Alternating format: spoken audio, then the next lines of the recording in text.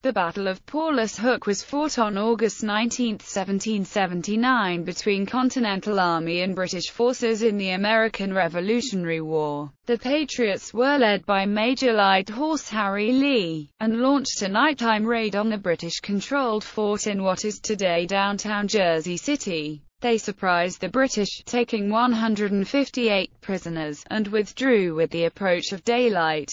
Despite retaining the fort and its cannons, the British lost much of their control over New Jersey. Lee was rewarded by the Second Continental Congress with a gold medal, the only non-general to receive such an award during the war. The battle. At 4 o'clock on the afternoon of August 8, 1779, Major Henry Lee, with 400 infantry and a troop of dismounted dragoons, started from New Bridge, on a march of 14 miles through the woods to make an attack upon the British fort at Paulus Hook. He detached patrols of horse to watch the communication with the North River and stationed parties of infantry at different roads leading to Paulus Hook. At Union Hill he filed into the woods where, by the guide's timidity, or treachery, the march was prolonged to 3 hours before gaining the right road. The same night, Colonel Van Boskirk left Paulus Hook with a force of 130 men to make a raid upon the neighborhood. Fortunately, the two parties did not meet. Major Lee and his men reached Pryor's Mill at 3 a.m. August 19,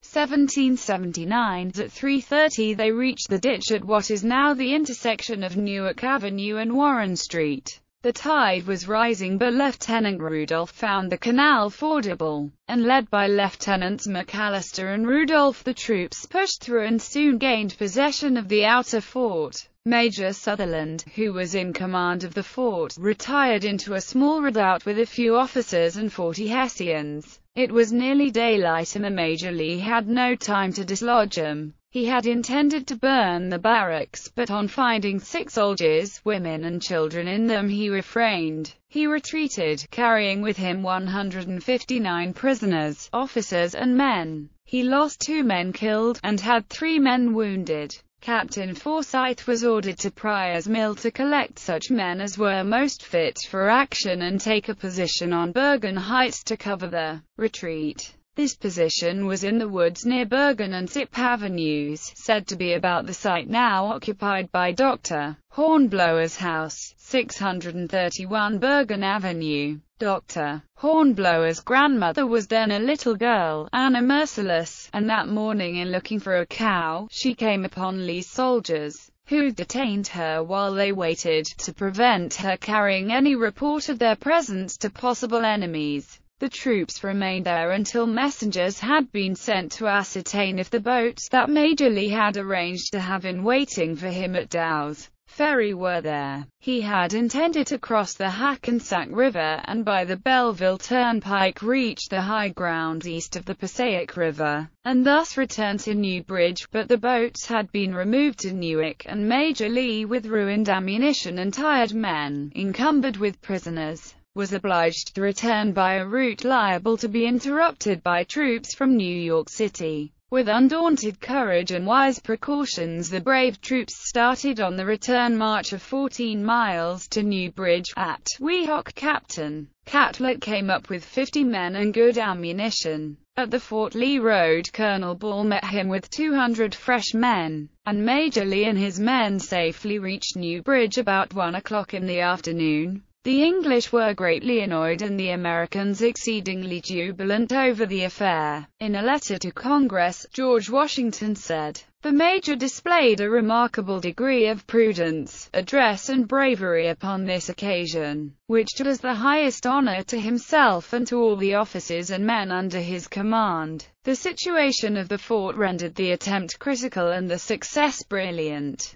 Congressional resolution. On the 24th of September, Congress passed the following resolutions respecting the affair. Resolved, that the thanks of Congress be given to His Excellency General Washington for ordering with so much wisdom the late attack on the enemy's fort and work at Powell's Hook. Resolved, that the thanks of Congress be given to Major General Lord Sterling for the judicious measures taken by him to forward the enterprise and to secure the retreat of the party. Resolved, that the thanks of Congress be given to Major Lee for the remarkable prudence, address and bravery displayed by him on the occasion, and that they approve the humanity shown in circumstances prompting to severity as honorable to the arms of the United States, and correspondent to the noble principles on which they were assumed. Resolved, that Congress entertain a high sense of the discipline, fortitude, and spirit manifested by the officers and soldiers under the command of Major Lee in the march, action and retreat, and while, with singular satisfaction, they acknowledge the merit of these gallant men, they feel an additional pleasure of considering them a part of an army in which very many brave officers and soldiers have proved,